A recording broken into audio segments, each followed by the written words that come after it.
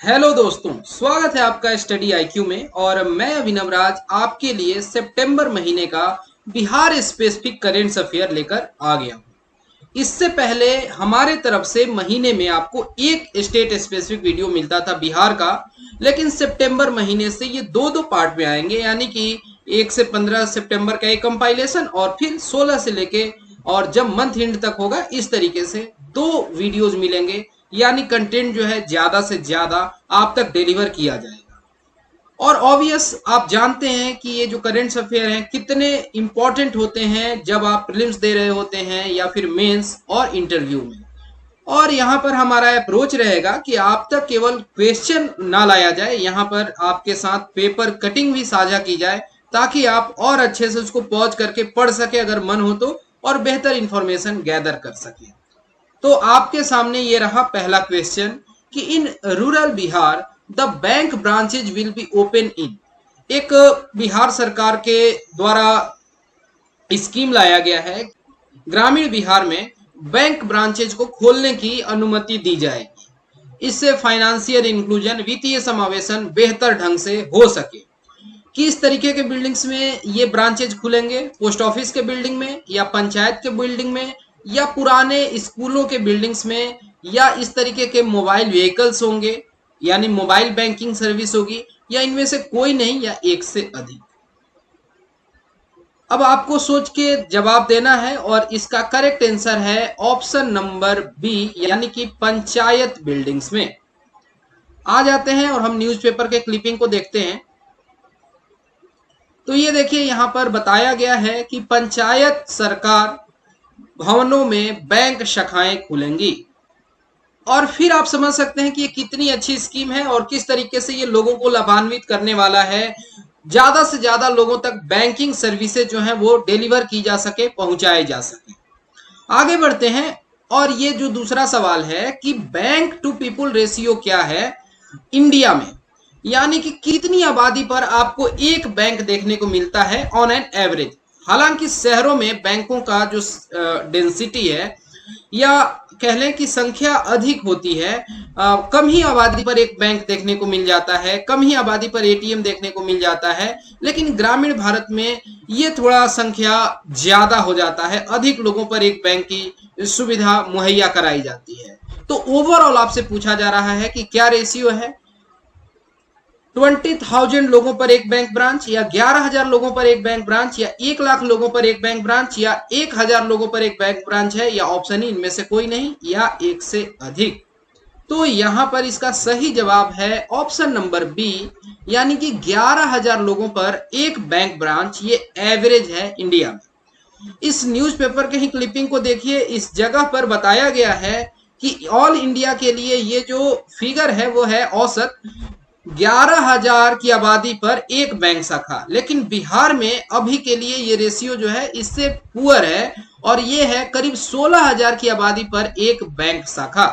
तो यहाँ पर चेंज करने की जरूरत है, यहाँ संशोधन की जरूरत है, या कह लें कि बेहतर करने की जरूरत है, और उस डायरेक्शन में गवर्नमेंट अपने एफर्ट्स लगा रही है। क्वेश्चन नंबर 3 पर चलते हैं। ये रहा क्वेश्चन कि वो पहला संस्था कौन है भारत में जहां पर इंजीनियरिंग के कोर्सेज हिंदी में लाए जा रहे हैं। आमतौर पर देखा जाता है कि जो वोकेशनल कोर्सेज होते हैं मेनली वो इंग्लिश लैंग्वेज में ही इम्पार्ट किए जाते हैं, लेकिन ये इस तरीके का पहला एक्सपेरिमेंट है कि किसी इंजीनियरिंग कॉलेज में इंजीनियरिंग का जो कोर्स है वो हिंदी लैंग्वेज में डिलीवर किया जा रहा है। कौन सी संस्था है वो? आईआईटी पटना, या एनआईटी पटना, या एनएसआईटी बिहटा, या फिर एमआईटी मुजफ्फरपुर, या ऑप्शन ही इनमें से कोई नहीं, या एक से अधिक। तो इसका सही जवाब है ऑप्शन नंबर बी, यानी कि एनआईटी पटना। देखिए इस न्यूज़पेपर क्लिपिंग को कि एनआईटी पटना में हिंदी में भी इंजीनियरिंग की पढ़ाई। अब इसके आधार पर कई अन्य कॉलेजों में भी ये हिंदी लैंग्वेज में इंजीनियरिंग के कोर्स इम्पार्ट किए जाएंगे, लेकिन ये इस तरीके का एक्सपेरिमेंट करने वाला पहला कॉलेज होगा। हालांकि ये जो कोर्सेज वगैरह कब से चलने हैं वो सब आपके लिए एग्जाम पॉइंट ऑफ व्यू से इंपॉर्टेंट नहीं है, लेकिन हाँ ये हिंदी दिवस को देखते हुए इस तरीके का एक पहल आया। तो क्या आप बता सकते हैं कि हम हिंदी दिवस कब मनाते हैं? अगले सवाल पे चलते हैं और ये है आजादी के अमृत महोत्सव से। ये जो एक स्कीम है यूनियन गवर्नमेंट की आजादी के अमृत महोत्सव, और यहाँ पर जब हम अपने 75 वर्ष कंप्लीट कर रहे हैं आजादी के, तो इस चीज को हमें बहुत जश्न के साथ मनाना है, एक नई ऊर्जा के साथ, और जो भी हमारे फ्रीडम फाइटर्स हैं उनको याद करना है। इसी को देखते हुए बिहार के किसी खास मंत्रालय ने एक बात कही कि जो भी अनसंग हीरोज हैं, यानी कि जो भी गुमनाम वीर हैं, उनको याद करने का काम किया जाएगा और उनसे रिलेटेड जो भी इंफॉर्मेशन जो है वो कई जगहों पर पहुंचाए जाएंगे, अलग अलग लोकेशंस पर बिहार में इस तरीके से इंफॉर्मेशन उनके बारे में दी जाएगी। तो ये मंत्रालय कौन है? टूरिज्म मंत्रालय, या मिनिस्ट्री ऑफ कल्चर, या फिर होम मिनिस्ट्री, या फिर एजुकेशन मिनिस्ट्री, या ऑप्शन इनमें से कोई नहीं, या एक से अधिक। तो ये जो पहल है ये पर्यटन विभाग का है, टूरिज्म का है। तो करेक्ट आंसर हो गया ऑप्शन नंबर ए। चलते हैं न्यूज क्लिप पर, और यहां देखिए गुमनाम वीरों को भी याद करेगा पर्यटन विभाग। और यहां पर बताया गया है कि 1 वर्ष तक राज्य के विभिन्न पर्यटन स्थलों पर कार्यक्रमों का आयोजन किया जाएगा। इस दौरान आजादी के गुमनाम वीरों को भी याद किया जाएगा। 15 अगस्त 2022 को महोत्सव का समापन होगा। तो ये भी डेट इंपॉर्टेंट है। और यहाँ पर एक बात देख लीजिए कि इन मंत्री जी के द्वारा बताया गया कि जनवरी 2022 में पटना के मोइनुल हक स्टेडियम में पतंग उत्सव ऑर्गेनाइज किया जाएगा। ठीक, अब हम आगे चलते हैं, और ये जो सवाल है थोड़ा ऐसा फैक्ट बेस्ड क्वेश्चन है, हालांकि न्यूज़पेपर में था, बिहार से इसका कनेक्शन है, इसलिए आपसे मैंने ये सवाल पूछा है कि the Bihar agriculture department has adopted hermetic eco green bags, जो कि फूड ग्रेन्स को लंबे समय तक सेफ, मतलब कि हेल्दी रखता है, फ्रेश रखता है, सेफ रखता है। जो नॉर्मल जूट या प्लास्टिक के बैग्स होते हैं उसमें ग्रेन्स बहुत जल्दी खराब हो जाते हैं, लेकिन ये जो हेर्मेटिक इको ग्रीन बैग्स हैं, जो कि जापान के यूनिवर्सिटी या वहां के साइंटिस्ट के और इंडिया के भी साइंटिस्ट ने मिलकर इसे बनाया है, तो ये कितने वर्षों तक फूड ग्रेन्स को सेफ रखेगा? 1 वर्ष, 2 वर्ष, 5 वर्ष, 10 वर्ष, या ऑप्शन ही इनमें से कोई नहीं, या एक से अधिक। तो अभी के लिए ये 2 वर्षों तक फूड ग्रेन्स को बहुत सेफ और हेल्दी रखेगा। करेक्ट आंसर हो जाएगा ऑप्शन नंबर बी। देखिए ये न्यूज़पेपर का क्लिप, 2 साल तक अनाज सुरक्षित रखने वाला बैग अगले साल से मिलेगा। कीमत कितनी होगी? तो 100 रुपए में किसानों को मिलेगा 50 किलो क्षमता कैपेसिटी। 92,000 करोड़ का हर साल अनाज होता है बर्बाद। इसी को देखते हुए फूड सिक्योरिटी, अब जब आप एक आंसर लिख रहे हो फूड सिक्योरिटी के ऊपर, तो क्या आप वहां पर इन बातों को नहीं लिख सकते हैं? क्या ये वैल्यू एडिशन नहीं होगा? और यहाँ पर देखिए ये यहाँ बताया गया है कि इसे पोर्टेबल कोल्ड स्टोरेज भी कह सकते हैं। इसका निर्माण सिलभद्र हर्षवर्धन ने यूनिवर्सिटी ऑफ जापान के शोधकर्ताओं की मदद से किया है। अब ये भारत के व्यक्ति हैं सिलभद्र हर्षवर्धन, तो इनका नाम भी बहुत इंपॉर्टेंट है। ये भी आपसे पूछा जा सकता है, इतना बड़ा फूड सिक्योरिटी में अगर कुछ डेवलपमेंट हो रहा है तो इसको आपको नोट डाउन कर लेना चाहिए। और इस तरीके के बैग्स को कहते हैं हेर्मेटिक इको ग्रीन बैग। ठीक, अगला सवाल, who has been awarded the Bihar teacher history maker award? Bihar के एक शिक्षक को Bihar teacher history maker award से सम्मानित किया गया है। उनका नाम क्या है? दिनेश पांडे, मंगल कुमार, नारायण सिंह, दीपक कुमार चौधरी, या ऑप्शन ई इनमें से कोई नहीं, या एक से अधिक। तो करेक्ट आंसर है option number D, Deepak Kumar Chaudhary. देख लीजिए ये न्यूज, शिक्षक दीपक को मिला द बिहार हिस्ट्री मेकर सम्मान। और किस जिले से आते हैं ये? तो रोहतास जिला, सासाराम। और यहाँ पर इस बात को बताया गया है कि जो कोविड-19 पैंडेमिक और इस दौरान जो लॉकडाउन रहा, उस समय बच्चों तक क्वालिटी एजुकेशन इंपार्ट करने में इनका एक सराहनीय रोल रहा है। और इसको देखते हुए दीपक कुमार चौधरी जी को the Bihar history maker, the Bihar teacher history maker से सम्मानित किया गया। ओके, यहाँ पर बताया गया है इस बात को। सूबे के 38 जिलों के 110 शिक्षकों को मतलब चयनित किया गया था और रोहतास के दीपक कुमार भी थे शामिल। अगला जो सवाल है कि सरकार के द्वारा, स्टेट गवर्नमेंट के द्वारा निर्णय लिया गया है कि फैमिली प्लानिंग के बारे में लोगों को इंफॉर्मेशन देने के लिए, पॉपुलेशन कंट्रोल करने के लिए जो मेजर लिए जा रहे हैं, इसको देखते हुए महीने में एक खास तारीख को परिवार नियोजन दिवस के रूप में ऑर्गेनाइज किया जाएगा। परिवार नियोजन दिवस, तो ये महीने का कितना तारीख जो है चूज किया गया है? महीना का 5वां तारीख या 11वां तारीख या 21वां तारीख या 28वां तारीख या ऑप्शन ई इनमें से कोई नहीं या एक से अधिक। तो इसका करेक्ट आंसर है ऑप्शन नंबर सी, यानी महीने का जो 21वां तारीख हो, जो भी वहां डे पड़े, संडे मंडे, उससे मतलब नहीं है, हर महीने की 21 तारीख को परिवार नियोजन दिवस, ऐसा स्वास्थ्य मंत्री जी ने अनाउंस किया था, और ताकि बेहतर प्रचार प्रसार किया जा सके, फैमिली प्लानिंग के बारे में लोगों को बताया जा सके। ठीक है, और इसका आयोजन सबसे पहली बार कब किया गया? तो सितंबर महीने की 21 तारीख 2021 में। अगला जो सवाल है कि बिहार का सेकेंड रोपवे सर्विस जो है वो स्टार्ट किया गया है किस जिले में? ओके, ये थोड़ा बेहतर ढंग से क्वेश्चन लिखा जा सकता था, in which district. Okay, Banka, Rajgir, Kaimur, Valmiki. अब ये वाल्मीकि का मतलब हो गया कि आपसे एक प्लेस पूछ दिया गया, यहाँ चंपारण कहा जा रहा है, इसका मतलब है टाइगर रिजर्व के कंटेक्स्ट में ये यहाँ नाम आया है, और ऑप्शन ई है इनमें से कोई नहीं या एक से अधिक।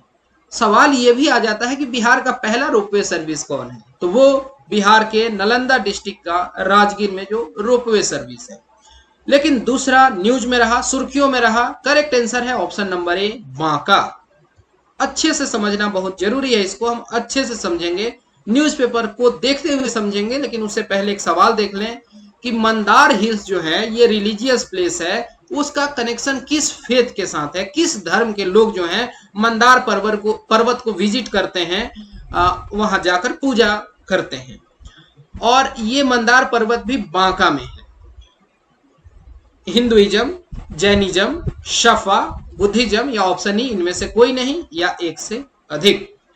तो देखिए इसका करेक्ट आंसर है ऑप्शन नंबर ई, क्योंकि मंदार पर्वत का रिलेशन हिंदुइज्म, जैनिज्म और शफा फेथ के साथ है।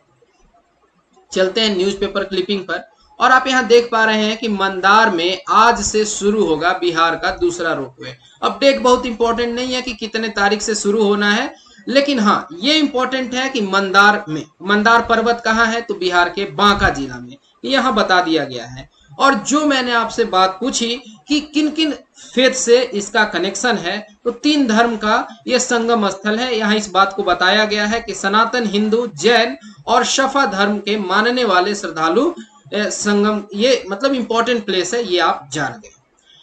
तो यहाँ पर थोड़ा आपको आइडिया लग गया, मंदार पर्वत के बारे में भी, रिलीजियस प्लेस है, रोपवे सर्विस, तो यहाँ कई तरीके के इंफॉर्मेशन मिल गए, और बाकी यहाँ पर कुछ इंफॉर्मेशन दिए गए हैं।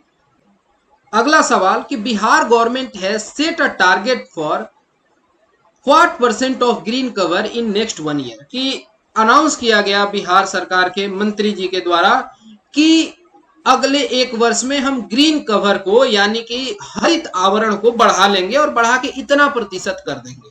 तो इतना प्रतिशत कितना है? 33%, 12%, 17%, 27% या इसमें से कोई नहीं। तो मेरा सवाल आपसे पहले तो ये है कि अभी के लिए बिहार में ग्रीन कवर कितना है? स्टेट ऑफ फॉरेस्ट रिपोर्ट 2019 के आधार पर आपको बताना है। ओके, और जो यहाँ फिल इन द ब्लैंक्स भरना है उसका करेक्ट आंसर है ऑप्शन नंबर सी, 17% करने की बात की गई। और ये इस तरीके से का न्यूज़पेपर क्लिप आप देख सकते हैं कि अगले वर्ष तक हरित आवरण 17% या 17% तक होगा। और ये कहना है बिहार के पर्यावरण, वन और जलवायु परिवर्तन मंत्री नीरज कुमार बबलू का, है ना। तो इस चीज को आपको समझना है, ग्रीन कवर क्या होता है, फॉरेस्ट कवर क्या होता है, और ऐसे बीपीएससी सवाल पूछ लेती है, तो इसके लिए आपको रेडी भी रहना है।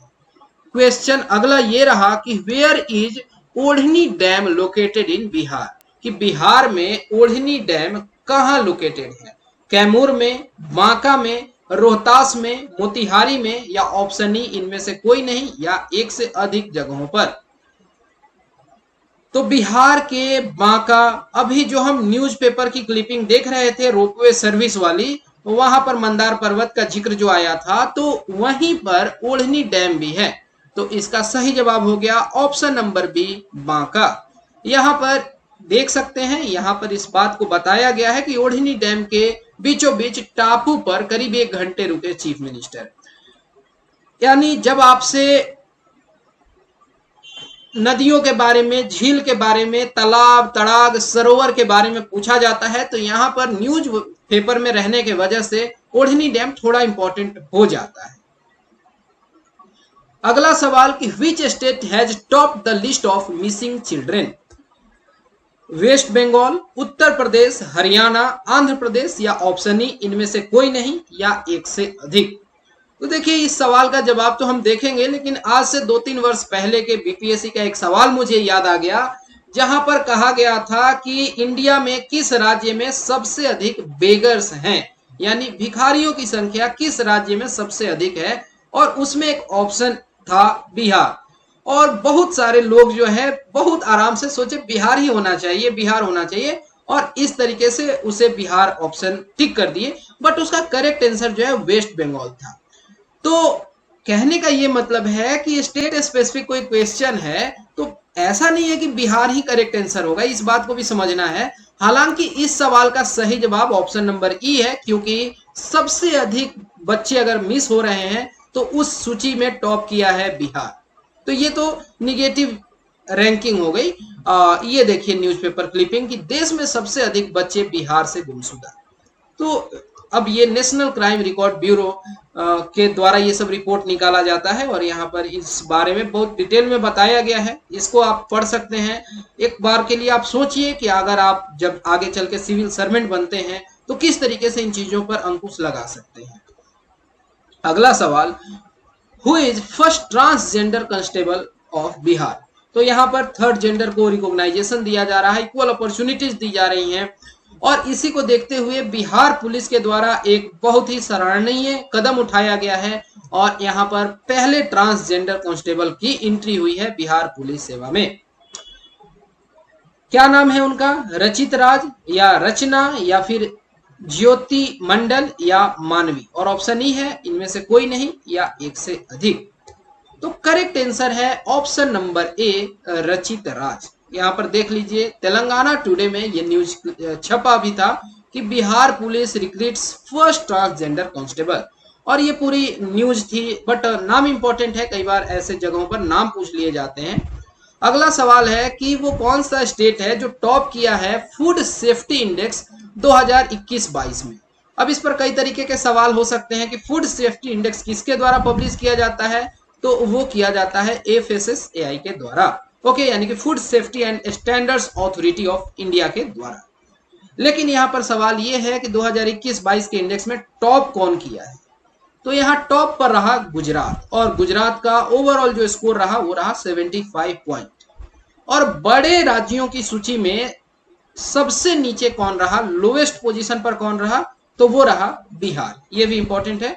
और यहाँ पर बिहार का स्कोर कितना था? ओवरऑल स्कोर 35 था, 35। ओके, ये आप देख लीजिए एक बार को। अब जब ये सारी बातें हो ही रही हैं तो मंत्रालय इससे रिलेटेड कौन है? तो ministry of house and family welfare, और ये third state food safety index publish किया गया।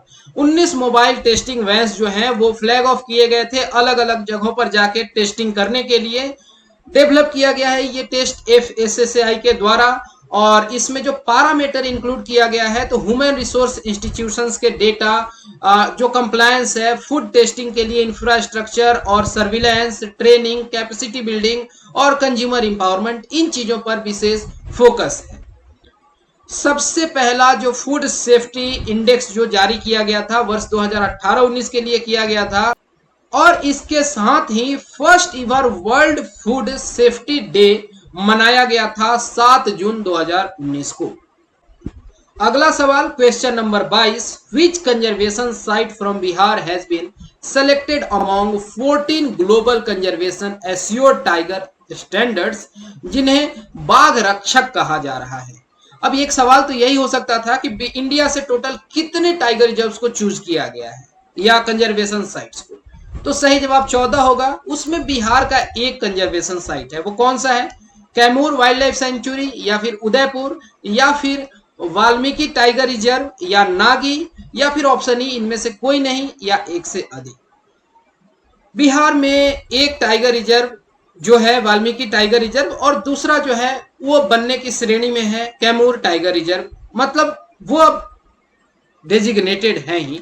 बट इसका करेक्ट आंसर है option number C, Valmiki tiger reserve की बात की जा रही है।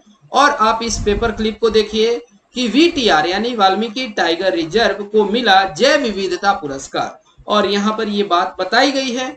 और जो टोटल 14 के 14 टाइगर रिजर्व्स हैं इंडिया से, उनके नाम भी एक बार को आपको देख लेने चाहिए। अगला सवाल है कि कौन सा वो स्टेट है जो टॉप किया है ई श्रम रजिस्ट्रेशन में, यानी जहां श्रमिकों को रजिस्टर किया जा रहा है उसमें किस स्टेट ने टॉप किया है?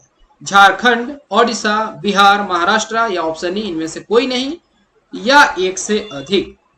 इसका करेक्ट आंसर है ऑप्शन नंबर सी, बिहार। तो ministry of labour and employment Bharat सरकार के द्वारा एक नया पोर्टल स्टार्ट किया गया जिसका नाम है ई श्रम पोर्टल, ठीक है, ताकि इससे कल्याण किया जा सके वर्कर्स का। और कैंडिडेट्स जो भी रजिस्टर करेंगे ई श्रम, उनको एक यूनिक आइडेंटिफिकेशन नंबर मिलेगा जिसको यूएएन नंबर कहते हैं।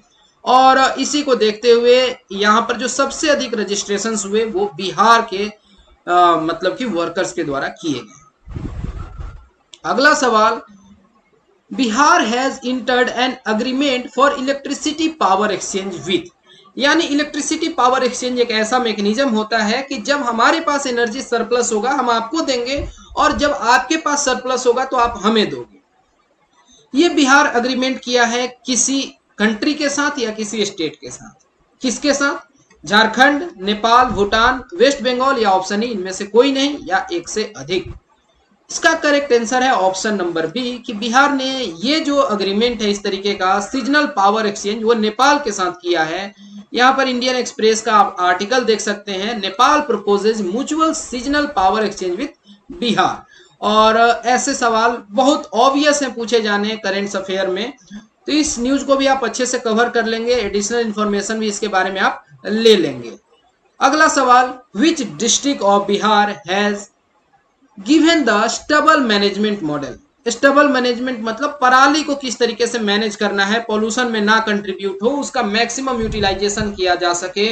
और यहाँ पर बिहार के एक जिले के द्वारा एक मॉडल प्रस्तुत किया गया जो कि इंडिया भर के एग्रीकल्चर साइंटिस्ट के द्वारा अप्रिशिएट किया गया, यानी कि बात कर रहे हैं पराली प्रबंधन की।